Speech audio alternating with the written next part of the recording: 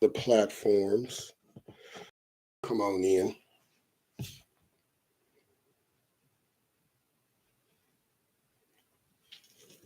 Peace, peace, peace, everyone. So we're just letting a few people, come on in. Action of your stream is experiencing connection issues, blase, blase. Okay, got it. Thank you.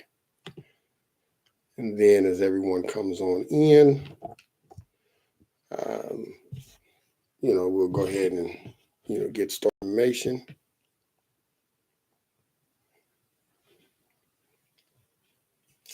Today's topic is going to be an interesting one because it's going to be about understanding the difference between esoteric and exoteric astrology. And there's a pretty wide difference in it. So, I'd appreciate, if everyone asks the questions and things like that, because the more you ask questions, the more information I go into. So, it works out for the benefit of everyone. So we're just waiting on a few people to come on in. As I spoke about yesterday, before I forget, check out my website. It's rahspeaks.com, rahspeaks.com, rahspeaks.com. And, subscribe to it. Right now, if you subscribe on my website, you actually get a 4-part video series on compatibility, astrology compatibility, where I'm breaking down how to understand compatibility in astrology. So it's very informative. You get it just for subscribing and getting on the mail list. And at the end of it, you actually get a coupon that you can use for whatever you'd like to use on the website. So check it out, subscribe. It's rahspeaks.com. If you are not on or haven't subscribed to all my other social media platforms, go on over and subscribe on Instagram. It's Ra_truth_astrology. That's Instagram. Ra_truth_astrology. On TikTok, Twitter, and YouTube, it's Ra Speaks. I'm going to go live every day for 90 days. The process and the reality at the end of it is that, I build out the platforms to, at the very least, 100,000 subscribers. So, I appreciate you going over to TikTok, Instagram, YouTube. Help me out while I put this information out. The more you subscribe, the more you share, the more it helps me to be able to build out these platforms and, start getting this information out. I give out a lot of information because my intent is to help. So I want you to get it. Reach out to me if you have any questions. If you want to set up a personal consultation for your natal chart, you can also do that on the website, rahspeaks.com. Check it out. My calendar's on there, so you can actually go to my website, book right from the website, and book your appointment time right from the website altogether. And each consultation is greatly explained exactly what we go over in that particular consultation.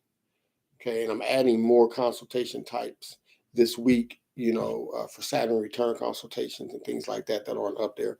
Couples consultations aren't up there yet, but I'm available to do them. You just have to hit me on the social media platforms, and I should have that up though by the end of the week, where you can do that from the website also. So let's jump in to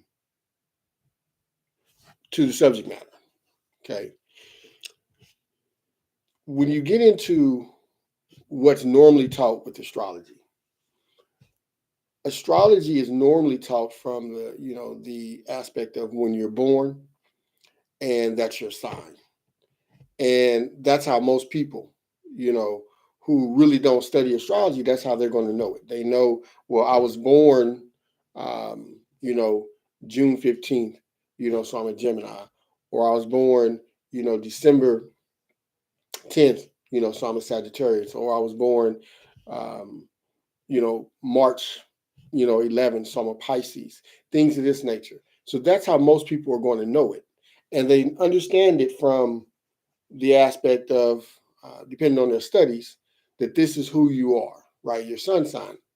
Well, without going into that greatly as to all the different aspects of your natal chart, what I want you to actually understand is that what you're learning when you learn that part is what's considered the exoteric side of astrology. And with the exoteric side of astrology, that's going to give you the third dimension aspect of astrology. So that's going to the exoteric aspects of astrology teaches you about your presence in the physical. Okay, it teaches you about what your presence in the physical's evolutionary process is going through, right? What character traits are you developing in the physical? What are your trials for? What is your Saturn for? The North Node for? What is that? And so when you're born, physically, you have a whole experience, right, that you go through. And your natal chart, the exoteric side of your natal chart, literally shows you what that experience is, what kind of trials you'll go through, right?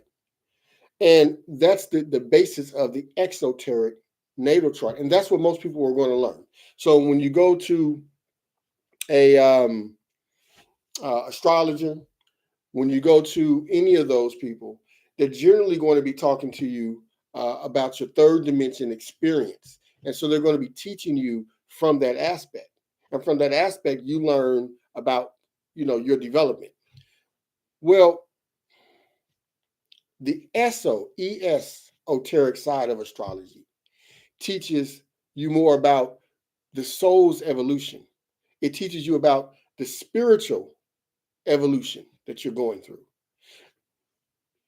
A way to start to understand it is that your soul carries the information. The soul continues to carry the information throughout different lifetimes. And through these lifetimes, the soul has a purpose for why it's going. Okay, this is the understanding of the the seven golden candlesticks and the Kaaba, and going back into how they go counterclockwise around the Kaaba and things of this nature. So when you start getting into this information, it starts revealing a lot of the esoteric, understandings or practices, I should say, that many people go through. Peace says, "How are you? Thanks for tuning in on Instagram." Um, so you start seeing that this is what these things are talking about. So when we get into the esoteric side, we all went through, or the earth went through a spiritual fall. Okay. And I shouldn't say the earth, but the beings who traveled to the earth went through a spiritual fall. And I'm going to go through a few details, try to keep this as short as possible, and things of this nature. But we fail spiritually. Part of the confusion that we're experiencing is because most people are teaching things from a third dimension standpoint without understanding the esoteric side of the spiritual fall. So one of the things, like, there was one of my Facebook friends shared a post where a brother was talking about how the planet was matriarchal and how the first beings were women and things of this nature, which is not necessarily true when you understand what actually was going on, right? And this goes back into the spiritual fall. All astrology starts out as what's called eschatology. Eschatology, Eschatology, eschatology. Eschatology is the study of the journey of the soul after death in the third dimension.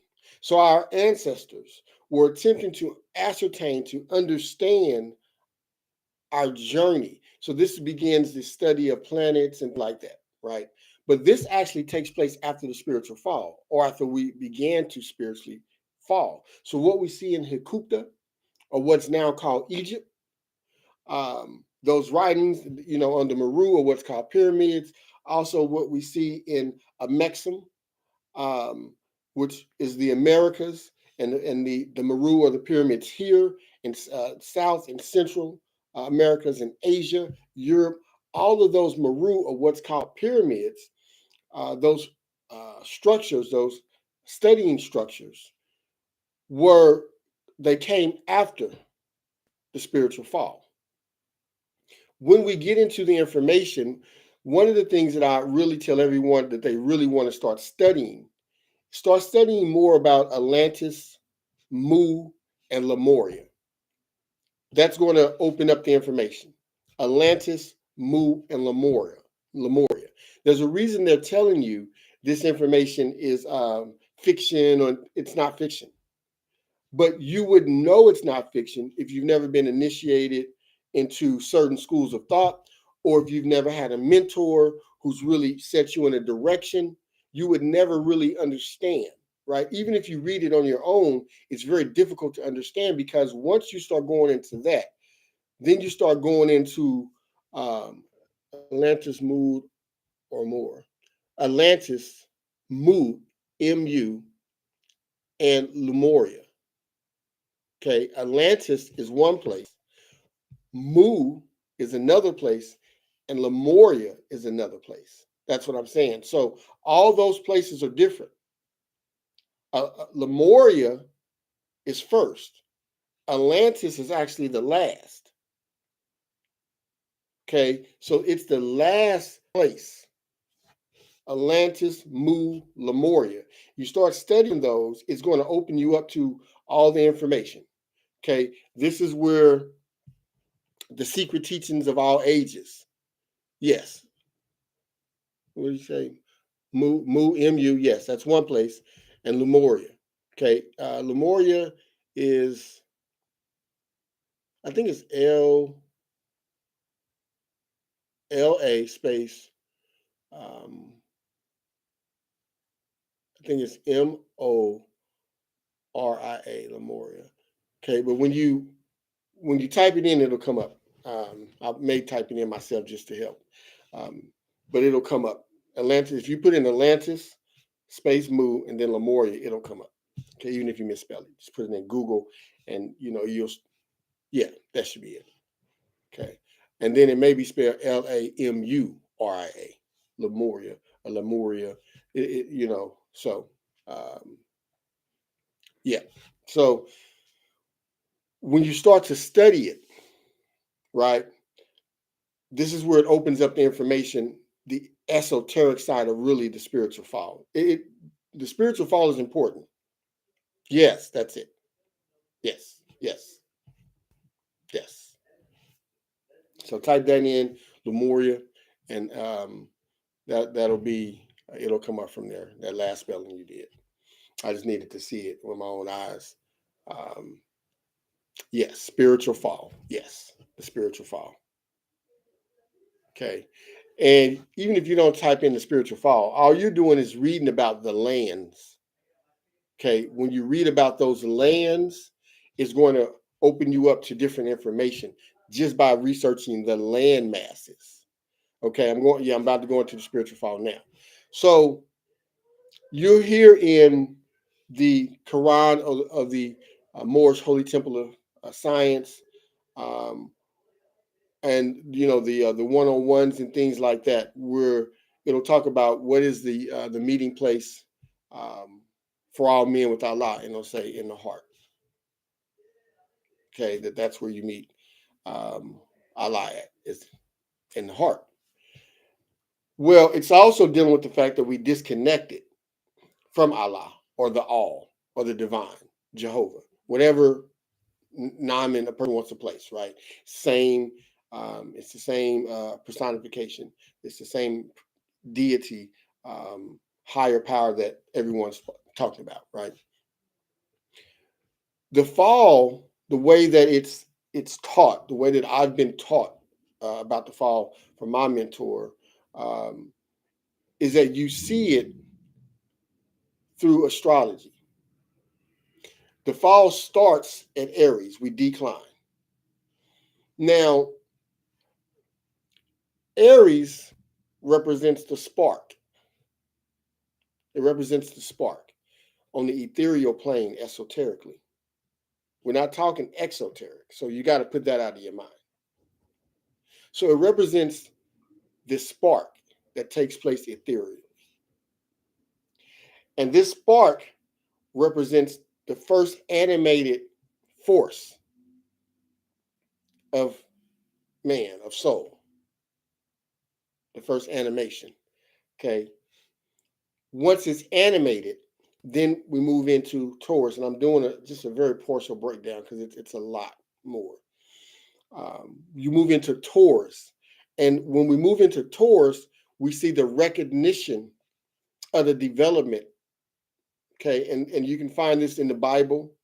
In the beginning, God created, and that represents Aries. And then it'll say, and God seen that it was good. That's Taurus, the first recognition of the emanation of self.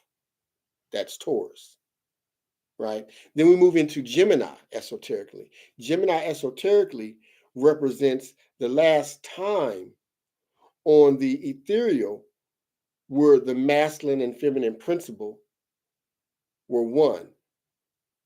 This is right side, left side of the brain. You have divine intuition. You have reason and intuition. Okay, so this is when those two were one, when reason and intuition were one force. And then again, we're going down, we're falling. You move into Cancer, and this is the last time that there's a rest on the ethereal. Cancer is about is resting, right? Well, as you keep going down, we get into now Leo, and Leo represents that force or propelling force that now wants to leave the ethereal plane to delve down deep into the third dimension and to start to evolve and learn. Virgo, we move into Virgo. Okay. Yes, we're one. That's what Gemini represents. Reason and intuition. We're one. Okay. And that's what Gemini represents esoterically. And I'm going to get to the point of what all this means as we go and why it becomes important to understand these esoteric values. So as we move into Virgo, Virgo now represents us still in the perfect state. We're perfect. Virgo represents the virgin spiritually, unaltered, unadulterated. It represents Eve in the Garden of Eden prior to eating the forbidden fruit, per se, biblically. So this is how it corresponds to the Bible. Then you move into Libra. Libra is very, very important, extremely important, because Libra is where this misconception comes in of the first people on the planet being women. See, Libra, esoterically, and in your what so-called secret societies, represents the last time on this plane of matter where we were androgynous. This is important, extremely important, because androgyny does not mean woman. That's not a woman. Androgynous means one. It's the unification of masculine and feminine. It's the unification of such. It's not the representation of one or the other. It's the representation and unification of them both. Androgyny. And those beings who are androgynous, who were neither male or female, were asexual and procreated in their own likeness. They were fully capable. They were not women.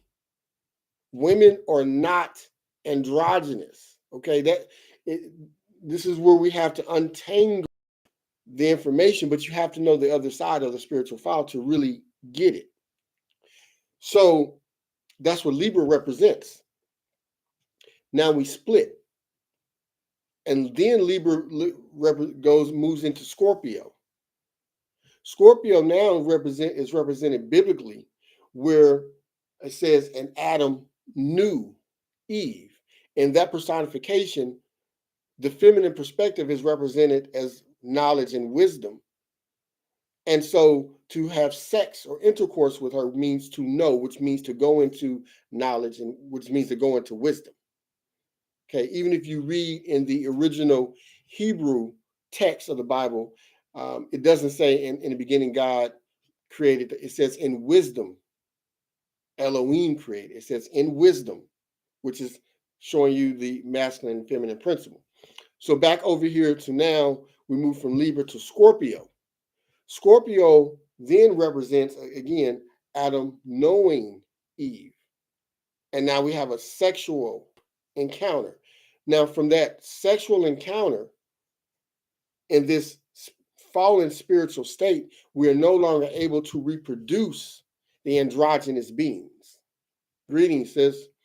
We are no longer able to reproduce the androgynous beings anymore. And so because we aren't able to reproduce the androgynous beings in Scorpio, then we move to Sagittarius. Sagittarius is represented at the Tower of Babel. It's represented with the confusion of languages.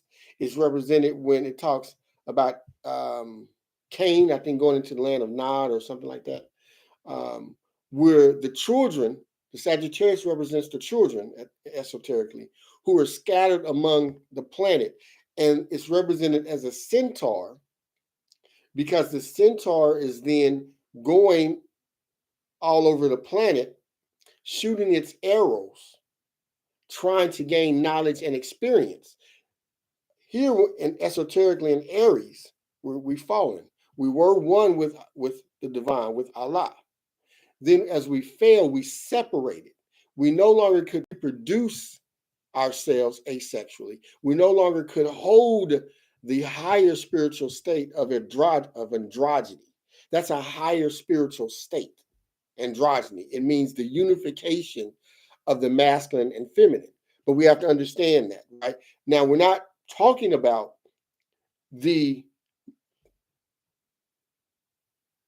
what we see in the homosexual community. We're not talking about that androgyny. We're not talking about people not physically wanting to identify with their genitals or with their gender. We're not talking about that. This is higher spiritual information that should not be confused with that. We're not speaking on whether this is good or what they're doing is good or bad, but I want to make sure that we're clearly separating the line between the third dimension and the ethereal. We're not talking about that at this point. So as the beings who are no longer androgynous, now separated into the masculine and feminine principles, scatter among the earth, their purpose is to then gather information and learn why they need each other, because unification of the sexes is equilibrium, is the state of bliss. Okay, so we separate it in order to go learn these lessons. So now you move into Capricorn. You've accumulated all these lessons in Sagittarius, and now you're moving into Capricorn. And Capricorn is represented with the scripture where it talks about, and every knee will be, and Capricorn rules the knees. And it speaks about every knee will be in recognition of the need for Jehovah in the Bible. Well, now we've scattered around the planet, and we've come to realize that we can't do it without the divine, that connection to the divine becomes important, right? This is where we're moving to, okay? And so now we understand this, and now we move into Aquarius. Aquarius represents accumulated knowledge. It's the water bearer. It's the not the understanding, but the accumulation of these lessons that we realize now we need the divine, right? Again, we're going to bring this to an understanding here in just a second why all this is important. Because then you move into Pisces, and Pisces, ethereally, esoterically, represents the accumulation of the lessons.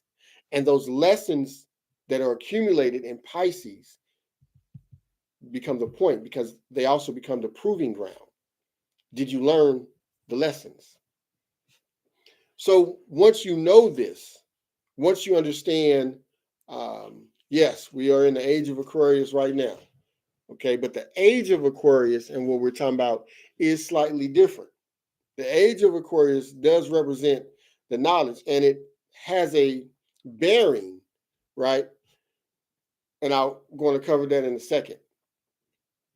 Once you understand where you're at now, right?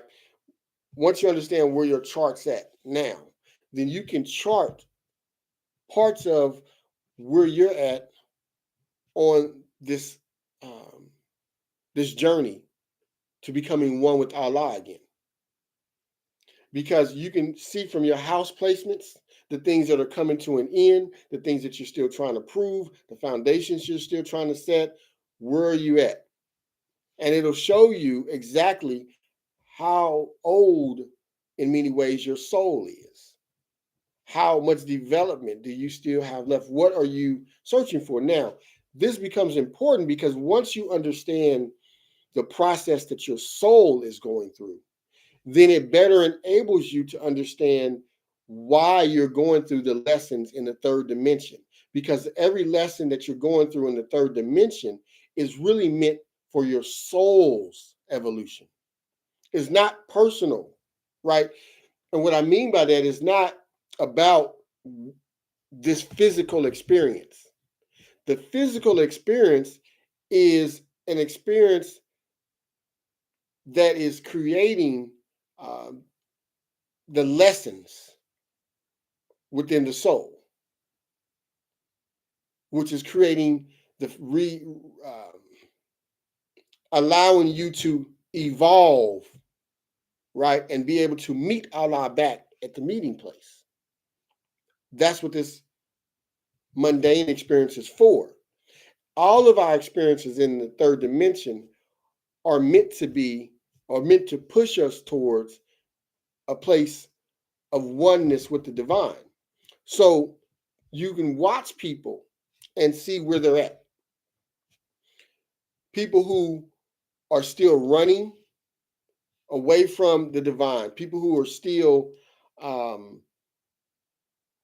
don't understand the need for a connection with the divine, people who are still questioning certain things, people who teach certain, you can see where they're at, right?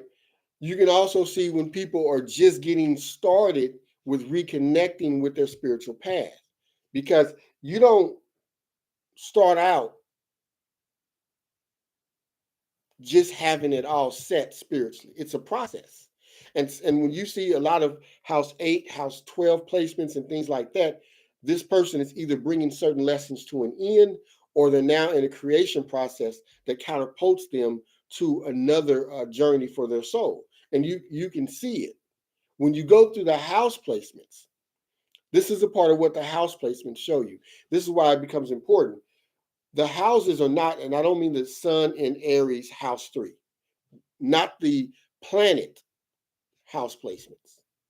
There's a part of your chart that just shows the houses and what they are, what they're in. And when I'm looking at this, this is when I start explaining to people their soul's journey. Hey, Sasha.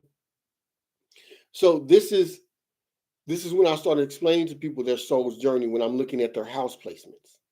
And by explaining that to them, then I can also, when I get to house 12, say, oh, this is a part of what you are bringing to an end. Oh, house 8 shows me what's dying. What part of you is supposed to be dying in house 8? And then in house 9, I can see, oh, this is where you're supposed to be growing at. This is where you're supposed to be going towards. This is your development here, right here. Now you need to hone in on this so that you can develop here. And then when you get to house 12, there's going to be some challenges and changes there in house 12 for you to prove you've learned these lessons, right? I'm teaching you in house 11 how the divine speaks to you. But all of this is taking you towards an understanding of the esoteric side because we're talking about soul development. And the soul development, once you put that part into the forefront, then it gives you a better perspective of what you go third dimension and why. It gives you a whole different perspective there. So the esoteric side is going to give you the ethereal, the spiritual fall perspective. Why did we fall? That's what the ethereal, that's what the esoteric astrology explains. Why we fail. Why, what are you going through? What part of the evolutionary process are you in? That's what it explains. The exoteric side of astrology explains the lessons in the third dimension that you're going through in order to push and facilitate the soul's evolution. So you see, hopefully you understand the importance and the difference. Once you know why you're going through this, what part of your soul is developing? We can talk about that. So hopefully this small, short breakdown of it helps, a few of you, clue into the importance of it. When you're ready to get set up for a consultation, hit me up. Ramiel L. Bay on Facebook. Hit me up on my email at Ramiel, RAHMEEL1 at hotmail.com. On Facebook, is my apostrophes in there. RAHME''EL is there. When you're ready to get the consultation on these things or any consultation, check out the website, Ra Speaks, and let me know. Once you understand that spiritual aspect of astrology, it really, really does help you to relax in the third dimension because you really understand more of the purpose, the journey. What am I going through it for? Okay.